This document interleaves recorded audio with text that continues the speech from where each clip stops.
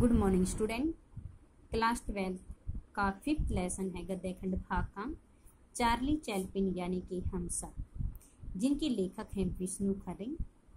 कल तक हमने किया था कि जो चार्ली हैं वे किस प्रकार से उन्होंने कठिनाइयों में की परिस्थितियों में उन्होंने अपना जीवन व्यतीत किया, क्योंकि उनकी जो पिताजी थे वे यहूदी वंशी थे और उनकी माता जिप्सी परिवार से थी, यानी कि उनकी नानी खाना बदोशी थी, यानी कि तरह तरह इधर उधर घूमती फिरती रहती थी, का जीवन व्यतीत करती थी। तो उसके बाद में उसने फिर भी अपनी बहुत सारी फिल्में वगैरह बनाई थी। उसने कहा था कि यदि मैं करोड़पति भी बन जाता हूँ तो मेरे साथ है मेरे जो ये जीवन मूल्य है ये तो मेरे साथ हमेशा हमेशा के लिए रहेंगी। उसके बाद है दरअसल सिद्धांत कला को जन्म नहीं देते। वह कहते कि जो सिद्धांत होते हैं वह कलाओं को जन्म नहीं देते हैं। कला स्वयं अपने सिद्धांत या तो लेकर आती है या बाद में उन्हें गढ़ना पड़ता है। वह कहती हैं कि यह कला जो होती है वो तो या तो सिद्धांतों को स्वयं लेकर आती है या फिर उन्हें स्वयं बनाने पड़ती हैं। जो करोड़ों लोगों चार्ली को देखकर अपने पेट दुखा लेते हैं उन्हें मैल ओंडिंकर के जेम्स सेंजी को बेहद सारगर्भित समीक्षाओं से क्या लेना देना है। ये हमारा गद्यांश है। यहाँ उसकी ताकत अब तक जो कि तो बने रही यहाँ तक, यहाँ से लेकर के सबसे पहले हम इसका प्रसंग लिखेंगे। प्रस्तुत पद्यांश हमारी हिंदी की पाठ्य पुस्तक आरोप भाग 2 में संकलित चार्ली चैप्लिन हम सब नामक पाठ से लिए गए हैं। इनमें इनके लेखक विष्णु खरे जी हैं। इन्होंने इन पंक्तियों में कि हम कला को सिद्धांत नाम नहीं देते हैं बल्कि कला स्वयं सिद्धांतों को लेकर आते हैं या बाद में उन्हें बनाना पड़ता है, उसके बारे में बताते हुए कहा गया है कि इसमें इसके लेखक कहते हैं कि दरअसल सिद्धांत, लेखक का मानना है कि वास्तव में जो सिद्धांत होते हैं वे सिद्धांत कला को नहीं देते हैं, कला को जन्म नहीं देते हैं। वास्तव में सिद्धांत कला को जन्म में नहीं देते। कला क्या करती? कला स्वयं अपने सिद्धांत या तो अपने जन्म से ही लेकर आती है या सिद्धांतों के आधार पर कला का जन्म नहीं होता है, या उन्हें जन्म के बाद स्वयं गढ़ना पड़ता है। या तो कला स्वयं ही अपने जन्म के साथ सिद्धांतों को लेकर आती है या बाद में उनके जन्म के साथ ही वे स्वयं गढ़ ले जाते हैं।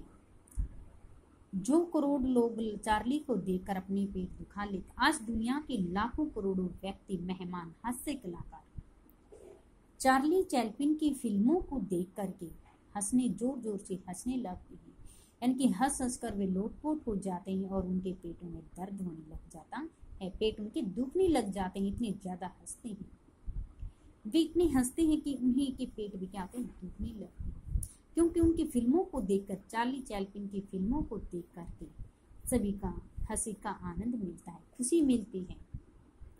उन्हें मैल ओंडिकर, जेम्स सेंजी की बेहद सारगर्भित समीक्षाओं का क्या लेन देन है।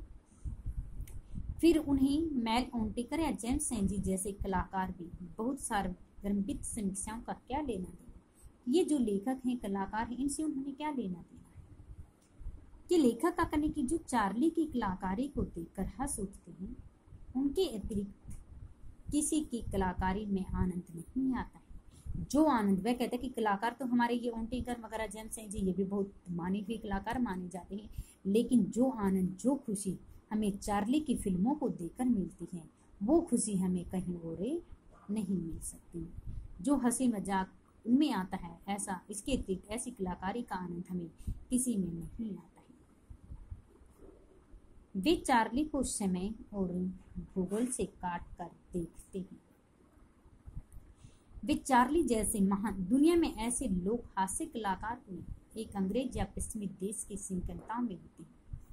वे चार्ली जैसे महान कलाकार का को समय और भूगोल से काट कर देखते हैं। वे लोग उन्हें केवल एक महान कलाकार की हैसियत से ही देखते हैं, एक महान कलाकार की हैसियत से देखते हैं। उसकी ताकत अब तक ज्यों की तो बनी रही है, सीमाओं में बंद कर नहीं, कि जो लोग उन्हें ऐसी दृष्टि से देखते हैं उनकी जो दृष्टि होती है अब भी ऐसी ही ज्यों की तो बनी रही है। किसकी? Charlie Chaplin. इसके बाद में आपने इसका विशेष लिखना है। विशेष में क्या लिखोगे कि इन पंक्तियों में चार्ली की कलाकारी का लोगों पर क्या प्रभाव पड़ा है उसके बारे में बताएं। किस प्रकार से लोग खुश हो उठते हैं। भाषा सहज सरल है, तत्सम तत्पुरुष शब्दों का भी प्रयोग किया गया है। अब इसके बाद में इनके प्रश्न, जैसे फर्स्ट पर्सन है इसी का विद्यांश का हमारा, सिद्धांत कला का जन्म क्यों नहीं देती। फर्स्ट पैराग्राफ में ही आ गया था हमारा प्रश्न कि सिद्धांत कला को इसलिए जन्म नहीं देती क्योंकि कला स्वयं अपने सिद्धांतों को लेकर आती है या बाद में उन्हें गढ़ना पड़ता है। कि सिद्धांत कला को इसलिए जन्म नहीं देते क्योंकि या तो वह अपने जन्म के साथ ही अपने सिद्धांतों को लेकर आती है या फिर बाद में उन्हें गढ़ना पड़ता है। अगला प्रश्न है, किन लोगों को मेल ऑन्टिंगेट या जेम्स सेंजी की सारगर्भित समीक्षाओं से कोई सरोकार नहीं है। कि चार्ली को, सेकंड पर्सन था ये हमारा, कि चार्ली की फिल्मों को देख करके लाखों करोड़ों व्यक्ति क्या कर लेते हैं, अपने पेट दुखा लेते हैं, हंस हंस कर अपने पेट दुखा लेते हैं। लेकिन मेल ऑन्टिंगर और जेम्स सेंजी जैसी की सारगर्भित समीक्षाओं का भी सरोकार नहीं, इनमें कोई लेना देना नहीं है। यानी कि लोगों को इनकी, ये भी बहुत अच्छे कलाकार माने जाते हैं, लेकिन इन कलाकारों की वजह जो चार्ली की फिल्मों में उन्हें संगीत अच्छे मिलते हैं वो किसी में नहीं मिलते। अगला प्रश्न है कि जो लोगों को मेल ऑन्टिंगे जेम्स सेंजी की सारगर्भित समीक्षाओं से कोई लेना देना क्यों नहीं है। तो इसमें वही बताना है कि उन्हें मेल ऑन्टिंगर और जेम्स सेंजी की सारगर्भित समीक्षाओं से कोई लेना देना नहीं है। कि कुछ व्यक्ति तो यह कि चार्ली की फिल्मों को देख करके अपने पेट दुखा लेते हैं और उनका भरपूर मनोरंजन। अगला है, ऐसे लोग चार्ली को कैसे देखते, बताया गया था समय, कि चार्ली को ऐसे लोग क्या करते हैं, चार्ली को समय और भूगोल के साथ काटते हुए देखते हैं। अगला प्रश्न है, किसकी ताकत आज तक ज्यों की त्यों बनी हुई। किसकी बनी हुई है ज्यों की त्यों, जो लाखों करोड़ों लोग चार्ली को समय और भूगोल के साथ काटते हुए देखते हैं, उनकी ताकत ज्यों की त्यों बनी हुई है। आगे है, यह कहना कि चार्ली में खुद को देखते हैं, वे ऐसा करते थे, वो चार्ली में स्वयं अपने आप को देखते हैं। दूर की कोड़ी लाना है, लेकिन बेशक जैसा चार्ली देखते हैं वह उन्हें जाना पहचाना लगता है। जिस मुसीबत में वह अपने को हर 10वें सेकंड में डाल देता है वह सुपरिचित लगती है। वह कहता है कि एक चार्ली ऐसा है, हर 10वें सेकंड के अंदर क्या करता है, अपने आप को हर मुसीबत के अंदर डालता है, देता है, वह सुपरिचित लगती है, अपने को नहीं। कला सुपरिचित लगती है, अपने को नहीं, लेकिन वे अपने किसी अपने को किसी परिचित देखे हुए चार्ली मानने लगते हैं। कला में बेहतर क्या है, बुद्धि को प्रेरित करने वाली भावना या भावना को उकसाने वाली बुद्धि। उसी भावना का चुना और उसके कारण थे बचपन की 2 घटनाओं ने चैप्लिन पर गहरा स्थायी प्रभाव डाला। एक बार जब वे बीमार थे तब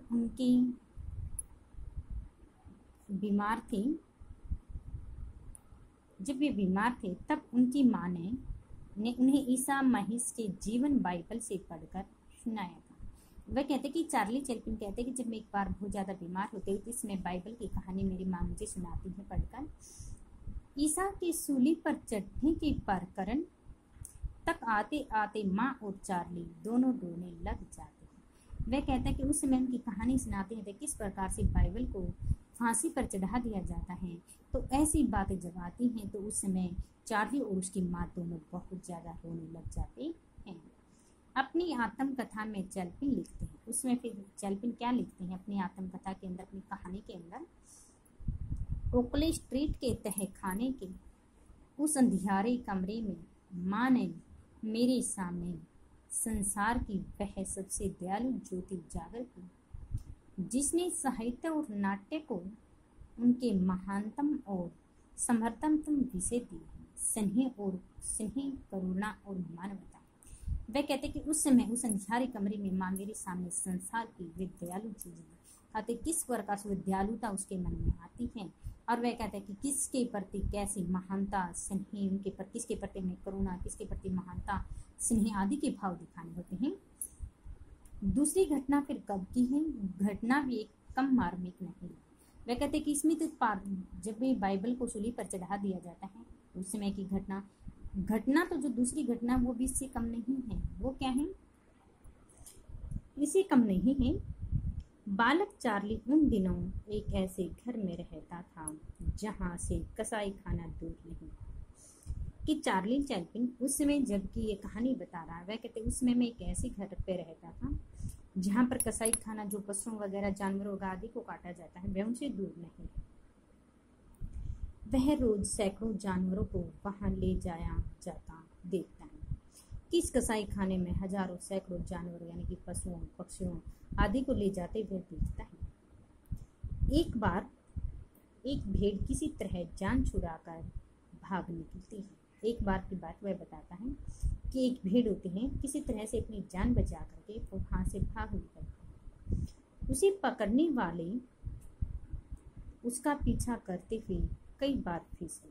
वह कहते उस भेड़ को पकड़ने वाले कई बार क्या होते हैं, उनके पैर फिसल जाते हैं, फिसले गिरे और पूरी सड़क पर ठाके लगने लगे। यानी कि पूरी सड़क पर क्या होता है, फिर भी पूरी जोर से उस भेड़ को पकड़ने के लिए वो भाग रहे हैं। आखिरकार उस गरीब जानवर को पकड़ ही लिया गया। यानी कि जब मैं देखता हूँ फिर क्या करते हैं वो उस गरीब जानवर, वो क्या होता है क्योंकि ये पता है कि उसे काटा जाएगा, वो अपनी जान बचाने के लिए भाग निकलते हुए जा रहे, लेकिन उस गरीब को फिर भी पकड़ लिया जाता है और फिर कसाई के पास ले जाने लगे। तब उसे मार डालेंगे, उसे मार डालेंगे। बाद में चैपलिन ने अपनी आत्मकथा में लिखा, ले जाने लगे। तब चार्ली को एहसास हुआ कि उस भीड़ के साथ भी क्या होगा और रोता हुआ वह अपनी माँ के पास दौड़ा हुआ है। जब उसे पता चलता है कि इसे पता नहीं कि वह दौड़ता हुआ भागता हुआ अपनी माँ के पास आता है, कहता कि उस बेचारी भीड़ के साथ क्या होगा। मार डालेंगे ऐसे शब्दों का उच्चारण करते हुए वो आ रहा है। बाद में चैपलिन ने अपनी आत्मकथा में लिखा, वसंत की वह बेलोस दोपहर और वह मजाकिया दो कई दिनों तक मेरे साथ रही, और मैं कई बार सोचता हूँ कि इस घटना में ने तो कहीं मेरी भावी फिल्मों की भूमि तय नहीं की थी, त्रासदी और हास्योपद तत्वों के सामंजस्य की थी। यानी कि घटना तो बाइबल को जो फांसी पर चढ़ा दिया जाता है, ये कहानी उसकी माँ बताते हैं। एक वैसी ही घटना वो देखता है किस प्रकार से कसाई खाने के अंदर पशु पक्षी जानवरों को काटा जाता है। एक भेड़ अपनी जान बचाने के बावजूद भी उसको पकड़ लिया जाता है और उस बेचारे के साथ अब क्या होने वाला है, वह अपने मन ये चीजें सोच रहा है। भारतीय कला और सौंदर्य शास्त्र को कई रसों का पता है। उनमें से कुछ रसों का किसी कलाकृति में साथ पाया जाना श्रेयकर भी माना जाता है। जीवन में हर्ष और विषाद आते जाते रहते हैं। यहाँ तक हमारा गद्यांश है। सबसे पहले प्रसंग कि इन पंक्तियों में इनके लेखक विष्णु खरे जी ने भारतीय कला और सौंदर्य शास्त्र रसों के साथ साथ अन्य रसों का भी चित्रण किया। भारतीय कला है, सौंदर्य शास्त्र, इन दो रसों के साथ अन्य जो रसों का भी वर्णन करते थे कहा है। क्या कहते हैं इसमें लेखक कि भारतीय कला और सौंदर्य शास्त्र में हास्य करुण, यानी कि हास्य कभी हंसी मजाक की, करुण कभी दुख भरी, अद्भुत शांत विभत्स, यानी कि कभी शांत रस होता है, कभी विभत्स होता है, कभी हल्की उदासी जो होती है, आदि रसों का चित्रण भी इसमें मिलता है। इसका हास्य का, करुणा, शांत, विभत्स आदि रसों का भी इसमें चित्रण किया गया है। किसमें लेखक ने क्या कहा है कि भारतीय कला और सौंदर्य शास्त्र में हास्य, करुणा, अद्भुत रसों का भी चित्रण किया गया है। उनमें से कुछ रसों के किसी कलाकृति के साथ पाया जाना श्रेयस्कर माना जाता है। इनमें से कुछ रसों का किसी कलाकृति में इकट्ठा मिल जाना श्रेष्ठ माना जाता है। इनमें कुछ रसों में किसी कलाकृति में इकट्ठा मिल जाना श्रेष्ठ माना जाता है। इस कलाकृति में कई रसों का सम्मिश्रण माना गया है। ठीक है, अभी बताया गया तो कौन कौन से रस थे, सभी का सम्मिश्रण माना जाता है, इसलिए यह कलाकृति श्रेष्ठ मानी जाती है। जीवन में हर्ष और विषाद आते रहते हैं कि मनुष्य के जीवन के अंदर तो हंसी खुशी दुख सुख दुख ऐसे ही आते जाते रहते हैं। कभी मनुष्य के जीवन में दुख सुख आए हैं तो सुखों के बाद में उसके जीवन में दुख आते हैं, और कभी अंधकार हो जाता है यानी कि दुख आते हैं तो कुछ समय के पश्चात उसके जीवन में सुख भी आएंगे। ये परंपरा तो रीति परंपरा तो ऐसे ही चलती रहती है। यह संसार की सारी सांस्कृतिक परंपराओं का मूल है।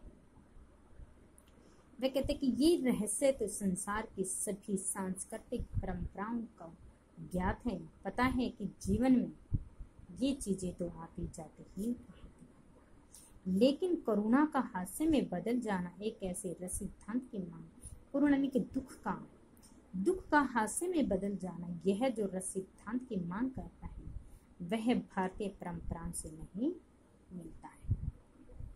कि जीवन में सुख दुख आते रहते निश्चित है कि, लेकिन करुणा का हास्य में बदल जाना एक ऐसे सिद्धांत की मांग करता है, ऐसे सिद्धांत को दर्शाता है जो हमारी भारतीय परंपराओं से मिलता जुलता नहीं है।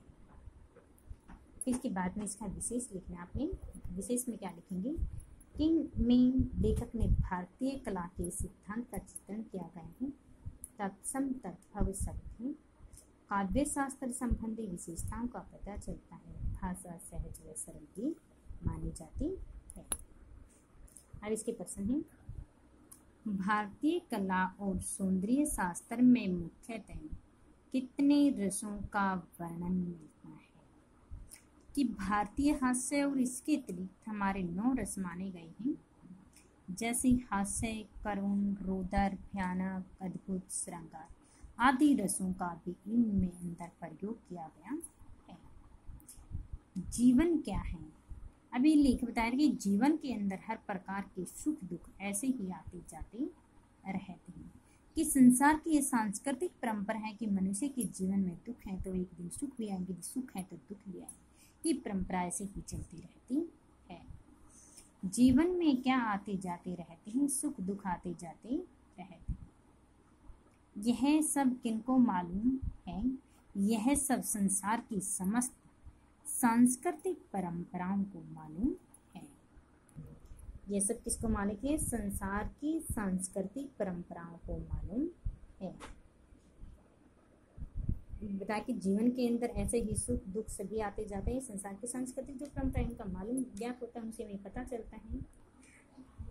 वह कौन सा कलाकार था जो करुणा को हास्य में बदल देता है? कि चार्ली एक महान हास्य कलाकार है, उसमें अद्भुत कला है और इसी अद्भुत कला में करुणा रस भी बदल जाता है। भारतीय परंपरा में कैसा रस सिद्धांत है ये बताएंगे। कि रामायण और महाभारत भारतीय परंपरा के अनूठे रत्न माने जाते हैं। इन ग्रंथों में हास्य भी वही है, वह दूसरों पर अपने अधिकांश दुष्ट तत्वों प्रेरित करता है। जो करुणा है वह प्राय सब व्यक्तियों और श्रृंगार दुष्टों के लिए इसके साथ हास्य व करुणा रस का सामंजस्य नहीं पड़ता है। आगे हैं, अब जितना हमने लेसन पढ़ा उसमें से प्रश्न हमारे कि लेखक ने कलाकृति और रस के संदर्भ में किसे श्रेयस्कर माना है और क्यों? क्या आप कुछ ऐसे उदाहरण दे सकते हैं? कि लेखक ने कलाकृति में कुछ ऐसे रसों का साथ पाया जाना श्रेयस्कर माना है क्योंकि भारतीय कला सौंदर्य शास्त्र में अनेक रस हैं। कि भारतीय जो कला है उस सौंदर्य शास्त्र में बताया गया था हमारे 9 रस हैं, करुणा, रोदर, विभत्स, भयानक आदि रस भी आते जाते हैं। उसने बताया था कि मनुष्य के जीवन में सुख दुख तो ऐसे ही आते जाते रहते हैं, सुख के बाद दुख, दुखों के बाद सुख, ये परंपरा तो हमारी ऐसे ही चलती रहती है।